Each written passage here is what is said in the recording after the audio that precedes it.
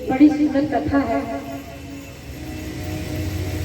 ठाकुर जी एक बार सुबह उठे सो करके और उठ करके सीधा चले गए एक गोपी के पास। वो गोपी टोकने में गोबर को भर रही थी और भर करके कहीं पर डाल रही थी एक स्थान पर।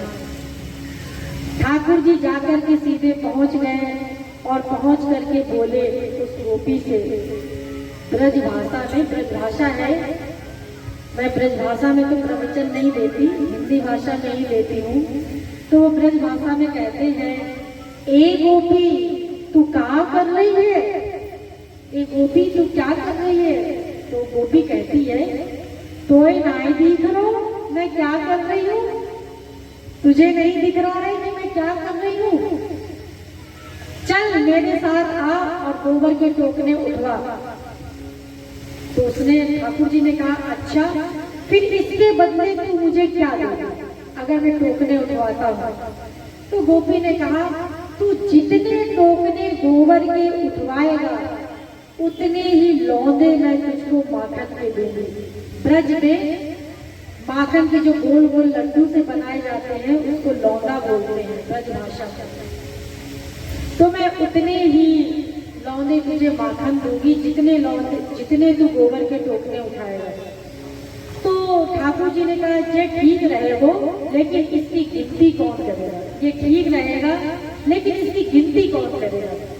तू भी बेपढ़ी लिखी और मैं भी बेपढ़ा लिखा, गिनती कौन करेगा।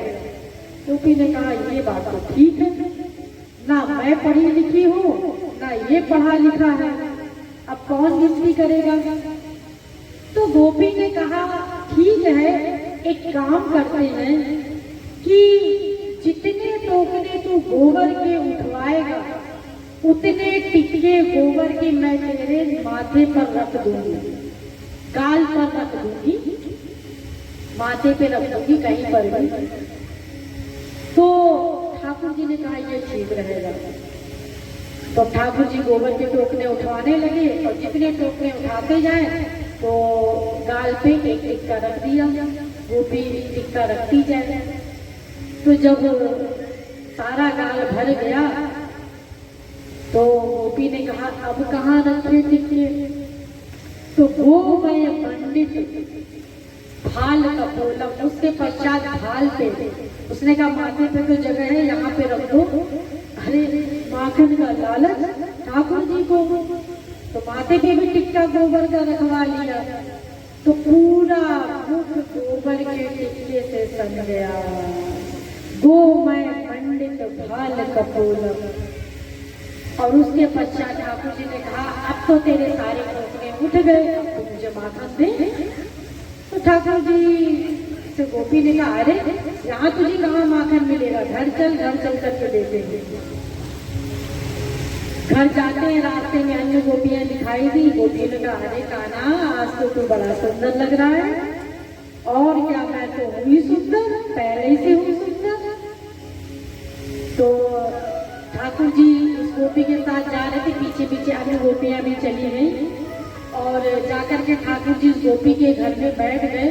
एक गोपी को मजाक सूझा और उसने एक शीशा ला करके ठाकुर जी को दे दिया।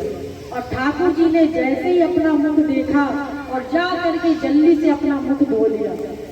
आए मेरा शकल बिगाड़ दिया इस गोपी ने, मेरी पूरी शकल खराब कर दी। रोने लगे, उसके बाद मुंह धुलधुला करके आकर के बैठ गए। आके अब कहते माखन दो। गोपी ने कहा, तेरे टिक्के नहीं है, मैं माखन कहाँ से दूं, तेरे टिक्के तो सारे मिट गए। अब ठाकुर जी लगे जोर जोर से रोने, इतनी मेहनत भी करवा ली और हमारा माखन भी चला गया। तो गोपी को दया आ गई। अब उसने ला करके पूरा का पूरा माखन रख लिया ठाकुर जी के सामने। तुझे जितना खाना है तू माखन खा ले। एक गोपी को फिर मजाक सूझा, उसने फिर माखन घसीट लिया। उसने कहा कि पहले तो कान्हा तुझे एक काम करता होगा तभी तुझे माखन मिलेगा, तू पहले नाच के दिखा। ठाकुर जी ने कहा, बड़ी मुसीबत, गोबर उठाते उठाते मेरी कमर वैसे ही टूट गई, अब हम इन्हें नाच के भी दिखा। अब ठीक है, जितना मेहनत की है तो थोड़ा मेहनत और सही। अब ठाकुर जी नृत्य करने लगे और एक एक गोपी अपने हाथों से ठाकुर जी को माखन खिलाने लगती है। ये गोपियों का प्यार है। ठाकुर जी माखन से भूखे नहीं, अरे उनके यहाँ तो